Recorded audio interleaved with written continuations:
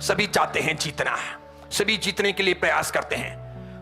कोई धन जीतना चाहता है, कोई लड़ाई जीतना चाहता है, कोई दूसरों को पछाड़ना चाहता है, कोई बड़ा आदमी जीतना, बड़ा होना चाहता है, कोई सत्ता जीतना चाहता है, कोई पद पे आना चाहता है। इन सब उधेड़-बुन के अंदर कहीं ऐसा ना हो जाए कि राग द्वेष के इस अंतहीन प्रक्रिया के बीच में हम बर्बाद हो जाएं, हम पीछे रह जाएं। नहीं, भगवान बार बार जागृत करते हैं, भगवान सावधान करते हैं, भगवान कह रहे हैं, भगवान के साधुओं की वाणी भी यही है कि जीव तुम जागृत बनो, तुम हाथों से अवसर खो मत दो, सब कुछ जा रहा है, तुम बचाओ, तुम हार मत जाओ। देखो कौणिक हार गया, गुस्से में था। भगवान महावीर ने व्यवहार मार्ग का प्रतिपादन करते हुए लोगों के कहने से भर समोस्तरण में लाखों करोड़ों लोगों के बीच में कहा था, कौणिक सुनो तो कि जी भगवान, कौणिक तुम जो युद्ध करने जा रहे हो वो मत करो।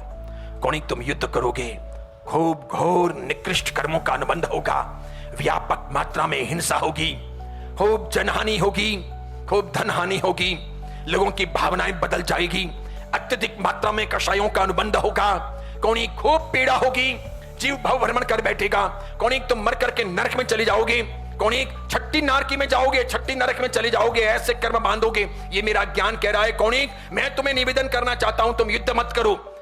कौणिक भी समय समय पर समोसरण में आता था, जिनवाणी को सुनता था, तत्व ज्ञान का ज्ञाता था, उसे पता था कि महिलाएं मर करके मैक्सिमम छठी नरक में जा सकती है, 7वीं नरक में नहीं जाती। लोग बार बार भगवान महावीर को कह रहे थे, महाराज साहब ये सैनिक का बेटा कौणिक, भगवान ये कौणिक, सैनिक का बेटा कौणिक युद्ध करने जा रहा है, कितनी बड़ी जनहानि होगी, आप श्री की उपस्थिति है।